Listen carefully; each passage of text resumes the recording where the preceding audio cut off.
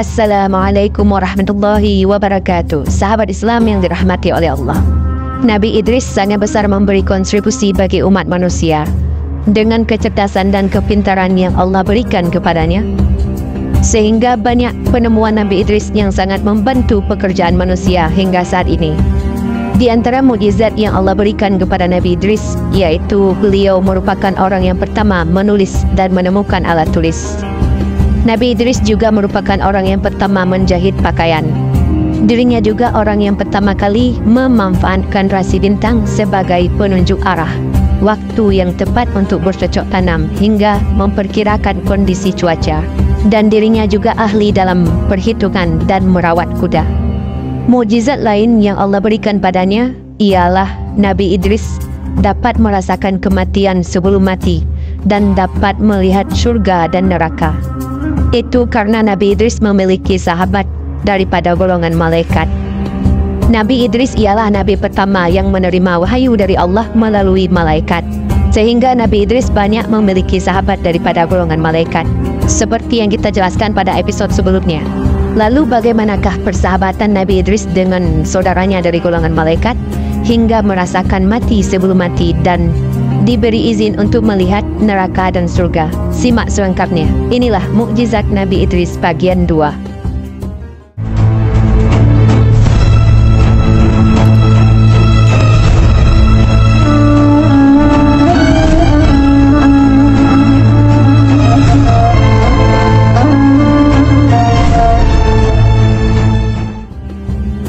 Selain mukjizat berupa kepintaran dan kecerdasan yang Allah berikan, ada satu mukjizat yang luar biasa, yaitu merasakan sakratul maut, melihat siksa pedihnya neraka, dan melihat keindahan surga. Mukjizat ini bermula pada malaikat Israel yang sangat mengagumi Nabi Idris karena ketaatannya kepada Allah dan kepandaiannya, sehingga membuat malaikat Israel berkeinginan untuk menemui Nabi Idris agar lebih mengenal dirinya. Lalu malaikat Israel pun meminta izin kepada Allah untuk bisa menemui Nabi Idris. Setelah mendapat izin, malaikat Israel pun turun ke bumi secara diam-diam dan menyamar menjadi laki-laki yang tampan, kemudian bertamu ke rumah Nabi Idris. Nabi Idris pun mempersilakan tamunya untuk masuk ke dalam rumah. Sesampainya di dalam rumah, malaikat Israel mengungkapkan kepada Nabi Idris bahawa dirinya ingin mengenal lebih dekat kepadanya. Nabi Idris tidak sadar tamu di hadapannya adalah malaikat Israel yang menyamar menjadi seorang pria. Karena dia tahu tamunya adalah seorang malaikat, Nabi Idris pun menawarkan makanan kepadanya. Namun malaikat Israel menolak, hingga mereka hanya berbincang-bincang. Dan keesokan harinya, mereka berjalan-jalan melihat pemandangan sekitar. Selama 4 hari, tamunya tidak pernah makan dan tidak pernah tidur, sehingga Nabi Idris mulai curiga dengan sikap tamunya. Lalu Nabi Idris mengajukan pertanyaan karena penasaran dengan tamunya tersebut. "Sebenarnya siapa kamu?" tanya Nabi Idris. Lalu malaikat Israel menjawab, "Wahai ya Nabi Allah, aku sebenarnya adalah Israel." Mendengar jawaban tamunya tersebut, Nabi Idris pun terkejut karena malaikat Israel bertugas mencabut nyawa manusia. Dia Nabi Idris bertanya lagi, "Kau sudah 4 hari bersamaku, apakah kau sedang bertugas untuk mencabut nyawa makhluk di bumi ini?" Malaikat Israel pun menjawab, "Wahai Idris, selama 4 hari ini memang banyak sekali nyawa yang telah kucabut. Roh makhluk-makhluk itu bagaikan hidangan di hadapanku. Ku ambil mereka bagaikan seorang sedang menyuap makanan." "Lantas, apa maksud kedatanganmu kemari?" tanya Nabi Idris. "Apakah kau ingin mencabut nyawaku?" Malaikat Israel pun menggeleng dan berkata, "Tidak, wahai Idris, kedatanganku memang untuk mengunjungimu, karena saya rindu dan Allah pun sudah memberi izin." Setelah percakapan itu, karena merasa sudah lebih akrab, Nabi Idris pun mengajukan suatu permintaan kepada malaikat Israel. Nabi Idris meminta agar malaikat Israel mencabut nyawanya, kemudian menghidupkannya kembali. Hal itu disebabkan karena Nabi Idris penasaran dengan rasa sakratul maut yang sangat dahsyat sakitnya. Namun permintaan itu tidak segera dituruti oleh malaikat Israel. sebab segala hal yang dia lakukan hanya atas perintah Allah. Saya tidak mencabut nyawa seseorang selain atas izin Allah, kata malaikat Israel.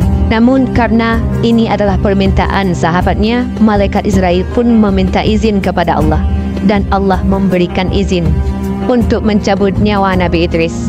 Seketika malaikat Israel pun mencabut nyawa Nabi Idris. Melihat sahabatnya kesakitan sedemikian rupa, malaikat Israel pun menangis. Setelah mati, Allah menghidupkan kembali Nabi Idris. Nabi Idris lantas menangis sejadi-jadinya. Dia tidak bisa membayangkan apabila manusia-manusia lain mengalami sakaratul maut yang terasa sakit seperti dirinya rasakan. Sakitan yang tidak bisa diungkapkan dengan kata-kata. Nabi Idris tidak tega apabila ada umatnya yang harus merasakan sengsaranya, sakitnya sakratul maut itu. Hingga sejak saat itu Nabi Idris semakin giat mengajak umatnya untuk senantiasa berbuat kebaikan, taat kepada Allah, dan menjauhi segala larangannya. Sejak saat itu Nabi Idris dan malaikat Israel semakin sering berjumpa dan bersama. Hingga pada suatu ketika, saat Nabi Idris dan malaikat Israel sedang melakukan ibadah bersama, lagi-lagi Nabi Idris mengajukan sebuah permintaan kepada malaikat Israel.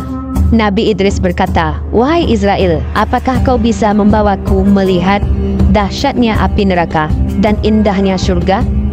Malaikat Israel pun menjawab, "Wahai Nabi Allah, lagi-lagi permintaan darimu sungguh aneh.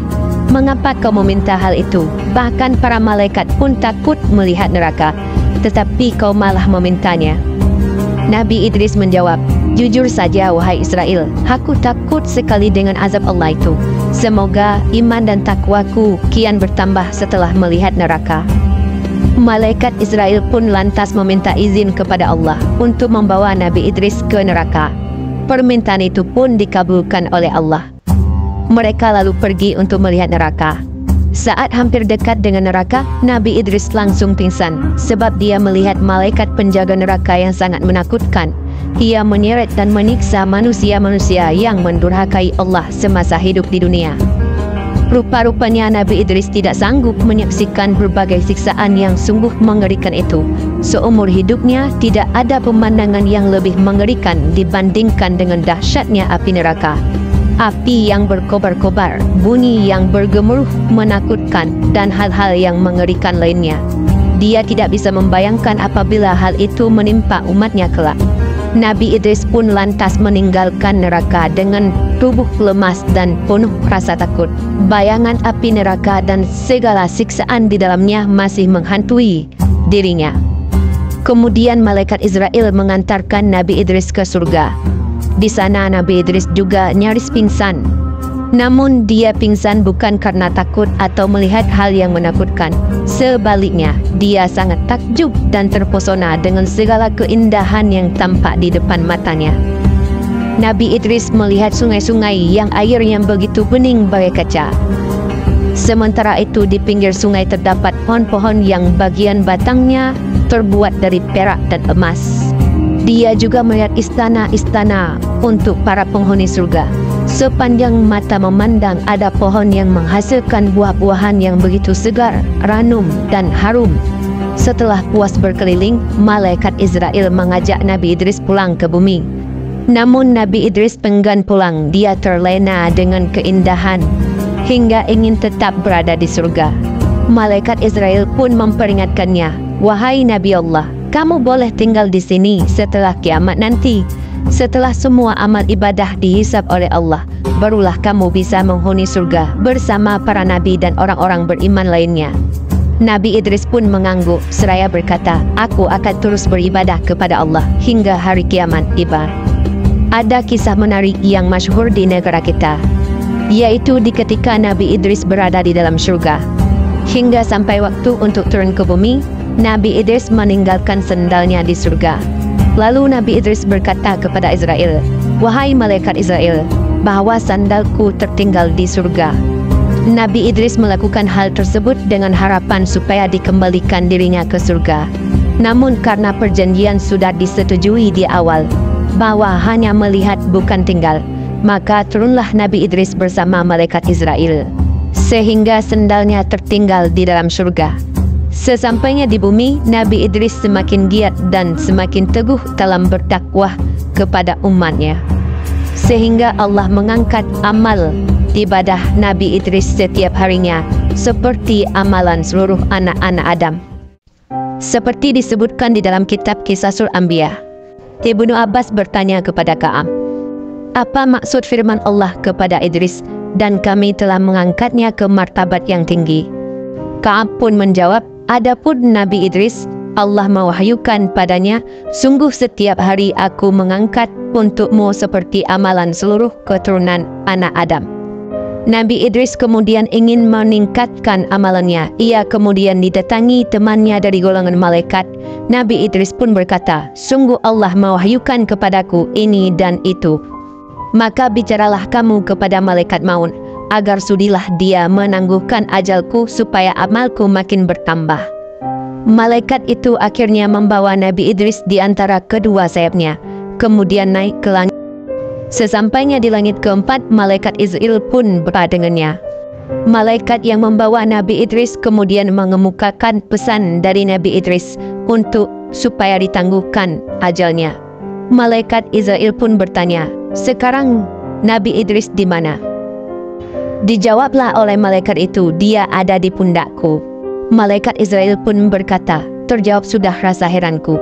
Mulanya aku ditugaskan untuk mencabut nyawa Nabi Idris di langit keempat, padahal yang aku tahu Nabi Idris ada di bumi. Ternyata Nabi Idris telah engkau bawa kemari. Pada akhirnya Nabi Idris pun dicabut nyawanya di langit keempat dan beliau pun wafat. Berdasarkan dalam tafsir Ibnu Katsir, cerita ini merupakan kisah-kisah Israiliyat, sedangkan kebenarannya hanya Allah yang mengetahuinya. Sebelum Nabi Idris wafat, dalam berdakwahnya, Nabi Idris sangat banyak memberikan pesan-pesan kehidupan kepada umatnya.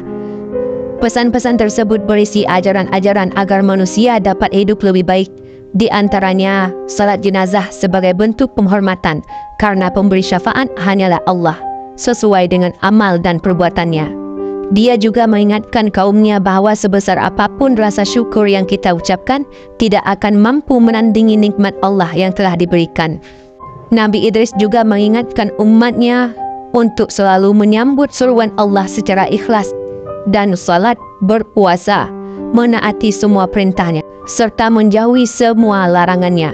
Kemudian umat manusia juga diminta untuk menghindari sifat hasad atau dengki kepada sesama manusia yang mendapat nikmat lebih besar darinya.